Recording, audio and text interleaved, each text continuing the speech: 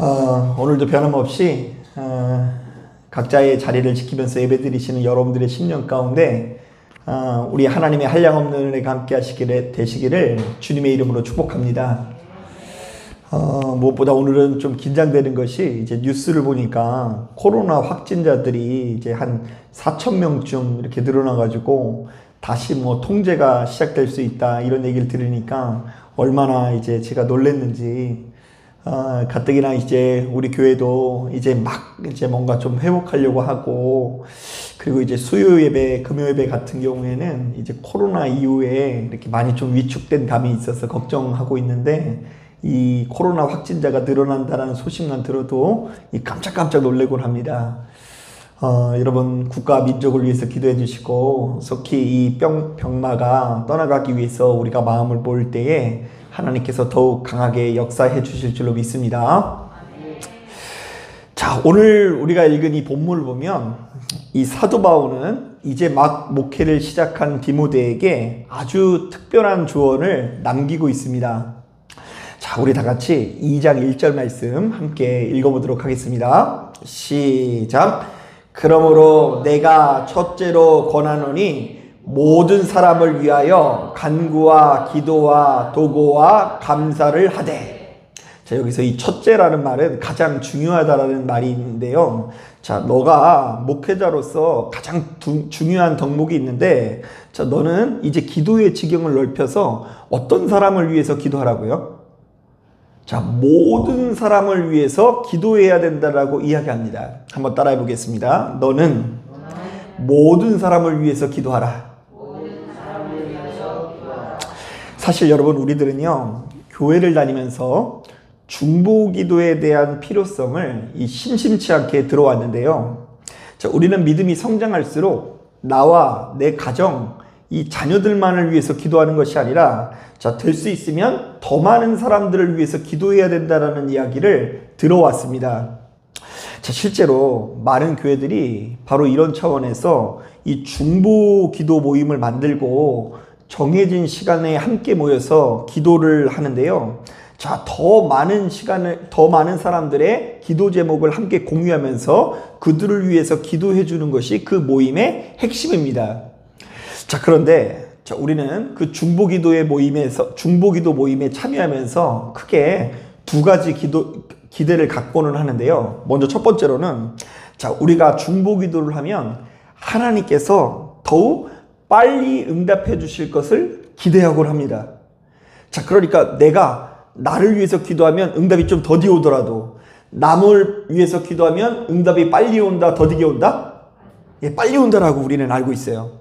자, 그런가 하면 두 번째로, 우리가 중보기도를 하면 하나님께서 우리에게 더 큰 복을 내려주신다라는 기대를 가지고 있어요. 자, 왜요? 그 이유는 아주 간단한데요. 여러분 혹시 이런 이야기 들어보셨어요?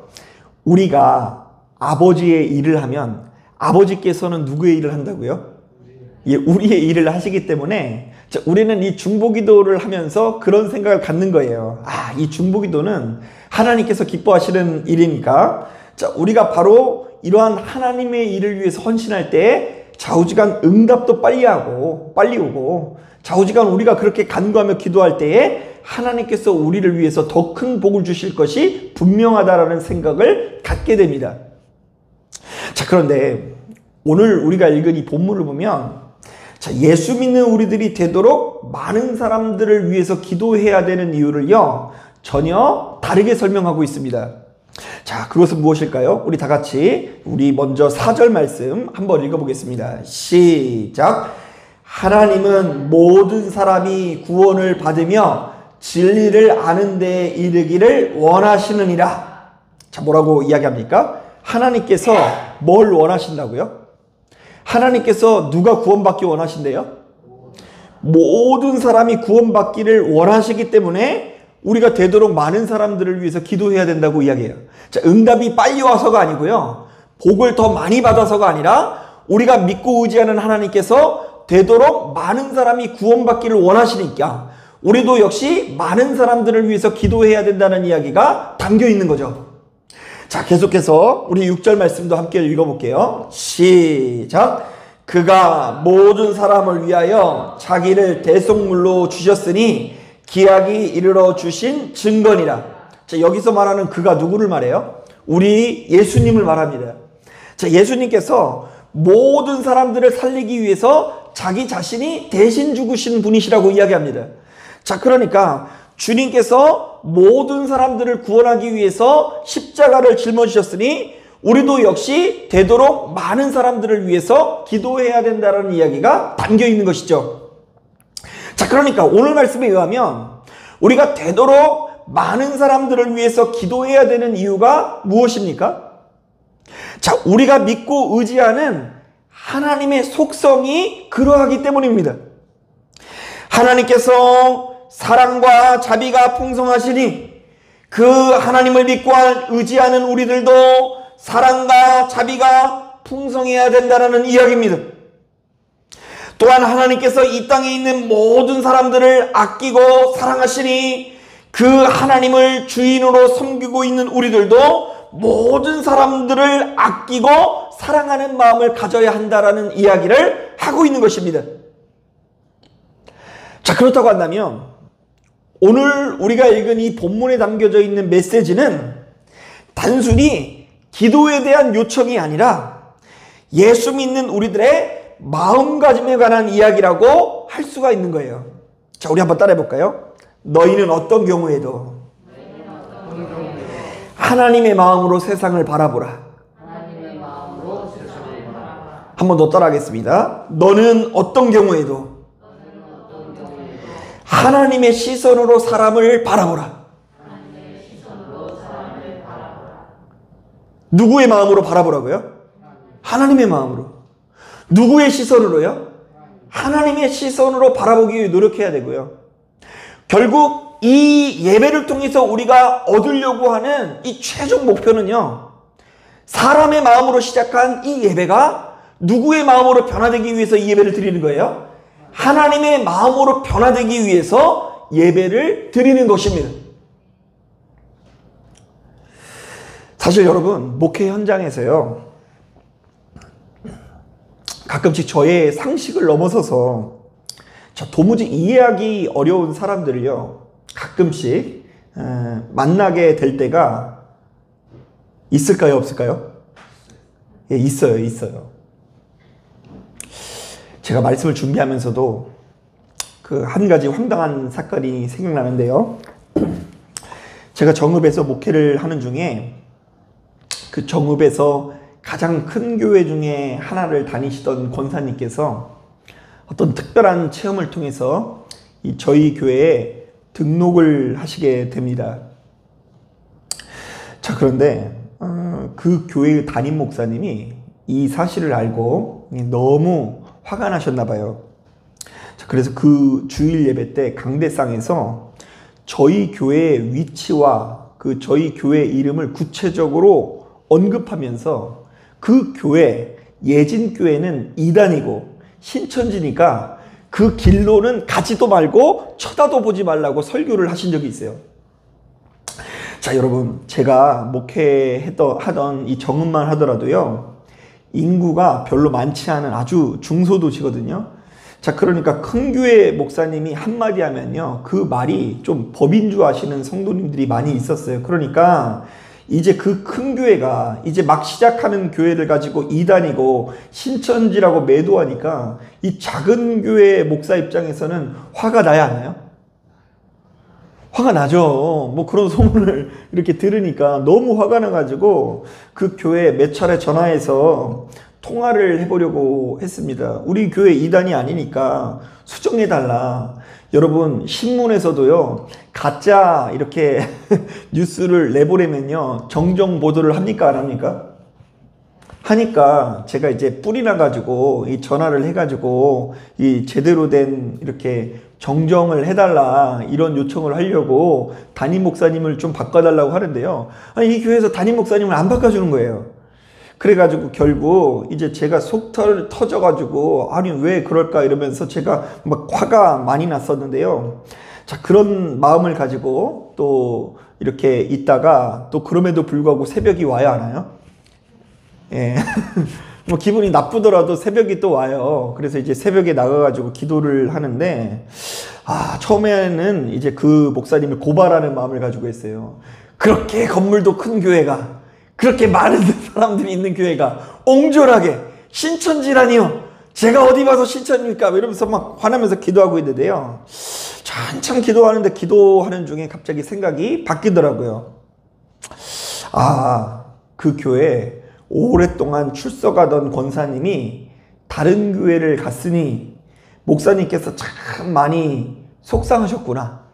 그리고 또 불안하시구나. 자, 그리고 나도 역시 그 위치에 있으면 그렇게 마음이 상할 수 있다 없다?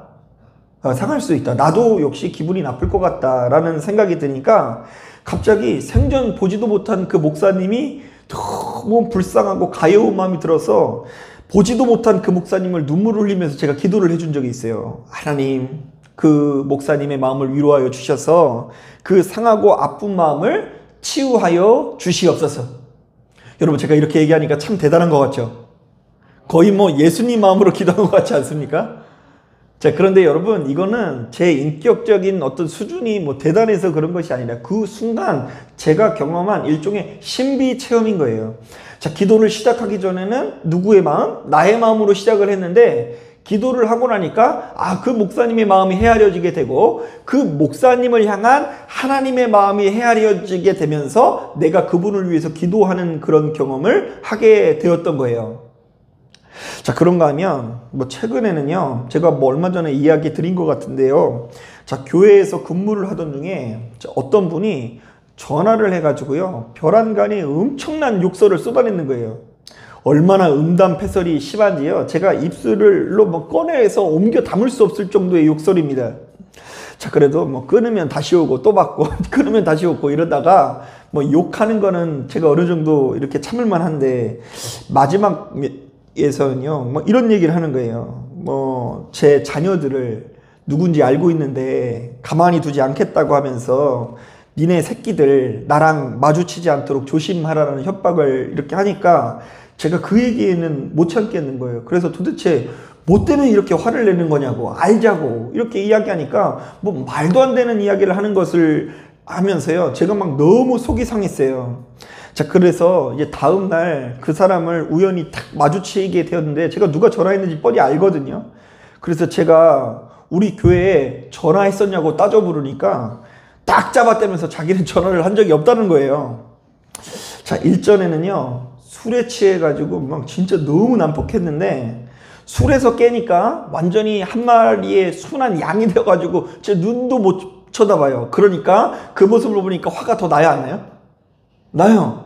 아니, 자기가 감당도 못할 거 뭐 이렇게 심한 협박을 하면서 남의 자녀를 뭐 어쩌니 저쩌니 이렇게 이야기하는 게 막 생각이 나가지고 분이 다스려지지 않았는데, 그럼에도 불구하고 새벽이 또 와요, 안 와요? 새벽이 자꾸 와요. 또 기분이 좀 나쁠 때는 저도 이제 오늘은 기분이 나빠서 새벽 예배를 못 드리겠습니다 이러면 좋겠는데 또 새벽이 와요. 또 새벽 예배를 막 또 와가지고 기도를 하는데 초반에는 또 고발하면서 시작합니다. 하나님, 또 이 사람이 저한테 전화해가지고 이런 얘기를 했습니다. 또 이 사람이 저의 자녀들을 협박했습니다. 막 이렇게 고발하는 기도를 시작했다가 또 다시 그 사람이 오죽 전화할 데가 없어서 교회 같은 데 전화해가지고 아무개 목사님한테 막 욕이나 했었고 막 이러는 인생이 너무 불쌍한 마음이 들어서 그 사람이 생명을 누리게 해달라고 간절히 기도했던 기억이 나요. 자, 여러분, 제가 다시 한번 말씀드리지만 저는 바로 이 같은 경험들이 하나님께서 저를 살리시기 위해서 베풀어 주신 기적 중에 기적이라는 생각을 가지고 있어요. 여러분, 기적이 뭐 다른 것이 아닙니다. 너무나 유한한 우리들이 전능자 하나님의 숨결을 느끼고 너무나 옹졸하고 인색한 우리들의 마음이 그래도 하나님의 끝없는 사랑의 마음으로 변화되는 것 그 자체가 가장 큰 기적인 것을 여러분 기억해야 합니다. 자, 우리 한번 따라해 볼까요? 나의 마음이 하나님의 마음으로 변화되는 것이 기적이다. 그래서 여러분, 제일 큰 기적 중에 하나가 뭔지 아세요? 저 왼수 같은 인간, 저거 그냥 막 이렇게 부르르부르 하는 인간. 그런데 기도하는 가운데 갑자기 그 영혼이 극률하게 보여지는 느낌. 시작 전까지만 해도 안 그랬거든요. 그런데 기도하고 나니까 자꾸 불쌍해 보이고 안타까워 보이는 그 마음이 느껴지는 거. 그게 바로 진짜 기적이라는 거예요. 실제로 그런 이야기 참 많이 듣습니다. 한 권사님 부부가 막 그냥 밤새 다툼을 벌입니다. 자, 원래 부부싸움을 하는 그 다툼의 이유가 거의 비슷합니다. 레파토리가 비슷해요. 이 얘기하면 저 얘기하고 저 얘기하면 이 얘기하고 해가지고 막 밤새 다툽니다. 자, 그래서 이 왼수 같은 인간을 만나 이러면서 다시는 못 살겠다고 부르부르부르 하고 있는데요. 갑자기 기도하고 났더니 그의 두 어깨가 너무 좁아 보이는 거예요. 흰머리가 어찌나 그렇게 많아 보이는지. 제가 말씀드리고 보니까 우리 안웅희 권사님 얘기일처럼 보일 수 있는데 뭐 그런 거 아니에요. 그냥 더 나이 들어 보이고 막 극률해 보이고, 아이고 저 사람도 그래도 나랑 사느라고 고생이 많았네 이러면서 갑자기 바뀌었다라고 이야기하는데, 그게 바로 사실은 단순히 우리의 마음이 바뀐 정도가 아니라 사망 권세가 생명으로 인도받은 경험인 줄로 믿습니다. 그것이 부활의 능력이에요. 날마다 내게 있는 죄악의 속성이 죽고 내 안에 있는 부활의 능력으로 말미암아 생명을 누리게 되는 경험이 나타나는 거예요. 여러분, 그런데 냉정하게 말하면 바로 이 같은 하나님의 기적이, 하나님의 생명이 오늘날 이 시대를 살아가는 우리 모두에게 얼마나 필요한지 모른다라는 것입니다. 왜요? 우리 주변에는 우리들의 상식으로는 도무지 이해하기 어렵고 납득하기 어려운 사람들이 도처에 널려있기 때문입니다. 놀랍게도 언제나 우리의 눈에는 이쁜 사람보다 미운 사람이 더 많이 있을 수 있어요. 마음에 드는 사람보다 마음에 들지 않는 사람이 더 많은 것처럼 느껴질 수 있습니다. 또한 내 뜻대로 움직여주는 사람보다 내 뜻대로 움직여주지 않는 사람이 훨씬 더 많이 있다는 것입니다. 특히 나랑 가까운 사람일수록 날카로운 가시가 되어서 나의 가장 아픈 부위 폐부를 찌를 때가 많이 있다는 것을 우리는 수시로 경험합니다.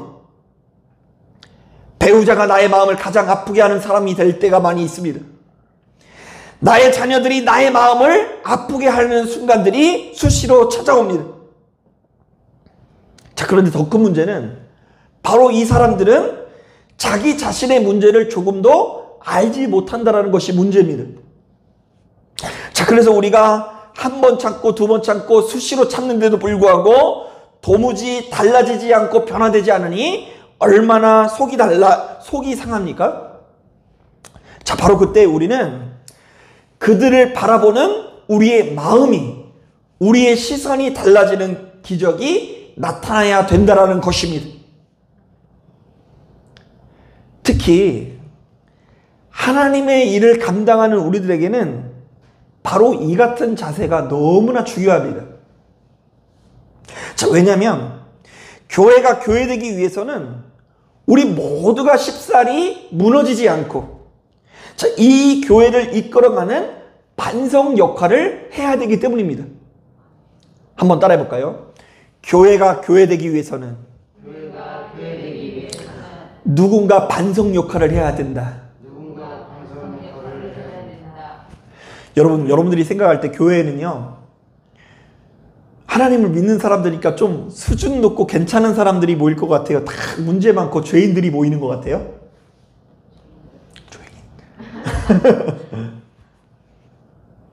교회도 막 별반 다를 바 없습니다. 인간의 죄성이라는 것이 어디 가지 않습니다. 그래서 교회는 좀 괜찮은 사람들이 모일 거라고 하는 그 기대 자체가 사실은 잘못된 거예요. 문제투성입니다. 교회도 허물이 많습니다. 자, 그런데 그 교회가 교회일 수 있는 이유는 누군가 그 교회에서 반성 역할을 하기 때문입니다. 우리 주님께서 나에게 행해 주었듯이 다른 사람의 누군가가 가지고 있는 그 연약함을 감싸줄 수 있는 반석이 반성 역할을 할 때 이 교회가 교회될 수 있는 것입니다. 그렇기 때문에 우리 모두는 늘상 깨어서 내 자신의 상태를 점검하고 영적으로 강력하게 무장하기 위해서 노력해야 합니다. 자, 어떻게 해요? 우선 하나님께서 어떤 분이신지를 수시로 제대로 배워야 돼요. 가만히 보면 하나님을 제대로 배우는 것이 굉장히 중요한 게요. 하나님을 난폭하게 배우면 좀 사람이 난폭하게 사람들에게 대해요. 뭐 하나님께서 무시무시한 분이니까 막 그 하나님께서 무시무시한 분인 것을 이용해서 주변에 많은 사람들에게 무시무시하게 행동하는 경우가 있어요. 막 제가 어디 막 동영상 보니까 막 뺨을 때리는 데도 있더라고요. 말 안 들으면 타작마당. 근데 여러분 솔직히 뭐 냉정하게 하나님께 뭐 뺨 맞아본 적 있으세요? 제가 웃자고 드린 말씀이에요. 그러니까 워낙 사람들이 없어가지고 제가 좀 썰렁하게 느껴지는데, 너무 하나님과의 관계를 신비적으로만 배우면요, 그 신비적인 내용으로 인해서 우리들의 마음이 정말로 올바르게 세워지지 못하는 경우가 있습니다. 하나님께서 어떤 분이신지를 배워야 하는데, 첫째도 사랑이시고 둘째도 사랑이 하나님이신 걸 배워야 돼요. 한번 따라해 볼까요? 하나님께서 우리를 위해서 대신 죽으셨습니다. 그래서 교회는요, 뭐 다른 장식 같은 거 다 가져다 주지 않고요, 다 한 가지 장식만 붙여놓게 되어 있어요. 자, 우리 교회에 뭐 붙여놨어요? 앞에? 십자가. 이 십자가가 사실은 하나님께서 우리를 얼마나 아끼고 사랑하시는 하나님인지에 대한 증언인 거예요. 이 이야기를 끊임없이 들으셔야 돼요. 여러분, 예배 한 번 드리는 것을 막 뭐 별거 아니라고 생각할 것이 아니라, 우리는 이것을 잊지 않고 수시로 계속해서 듣고 또 들어야 돼요. 하나님께서 얼마나 사랑이 많으신 분이신지. 그리고 바로 그 하나님의 마음이 우리의 마음이 되기 위해서 하나님께 도우심을 끝없이 요청해야 됩니다. 하나님, 나의 심령에 지금 분노가 가득한데 도와주시옵소서. 지금 나의 그릇의 크기가 너무 작고 초라하오니 이런 나를 도우사 하나님의 마음으로 세상을 볼 수 있도록 나와 함께 하여 주시고 나의 믿음 없음을 도와주시옵소서. 그리고 우리가 바로 이러한 과정을 끝없이 노력할 때 마침내 우리의 기도가 넓어질 수밖에 없는 거예요. 자, 그리고 기도가 넓어진 사람은요, 이 세상을 바라보는 시야가 넓어진 것이고요, 우리가 누릴 수 있는 평화의 크기가 넓어진 것이라고 할 수 있는 것입니다. 그래서 이제까지는 내가 사랑하는 사람, 내가 좋아하는 사람만을 위해서 기도하는 사람이었다고 한다면, 이제는 내가 사랑할 수 없는 사람, 용납할 수 없는 사람을 위해서도 기도할 수 있는 능력이 나타나게 된다는 것입니다. 자, 이런 점에서 사도행전 7장에 나오는 스데반 집사님의 기도가 참 대단하다는 생각이 듭니다. 자, 무수히 많은 사람들이 스데반을 돌로 치는 가운데 이 스데반 집사님이 어떤 기도를 한 줄 아십니까? 주 예수여, 내 영혼을 받으시옵소서. 주여, 이 죄를 그들에게 돌리지 마옵소서. 자, 그런데 이 말을 하는 이 스데반의 얼굴이 마치 천사와 같았다라고 이야기합니다. 자, 이거 무슨 말이냐면, 돌에 쳐서 죽임을 당하는 이 스데반 집사의 심령이 그 순간만큼은 누구의 마음이 되었다라는 거예요? 우리 주 예수 그리스도의 마음이 되었다라는 것을 이야기하고, 그 얼굴의 빛이 예수 그리스도의 빛이 되었다라는 이야기를 하는 거예요.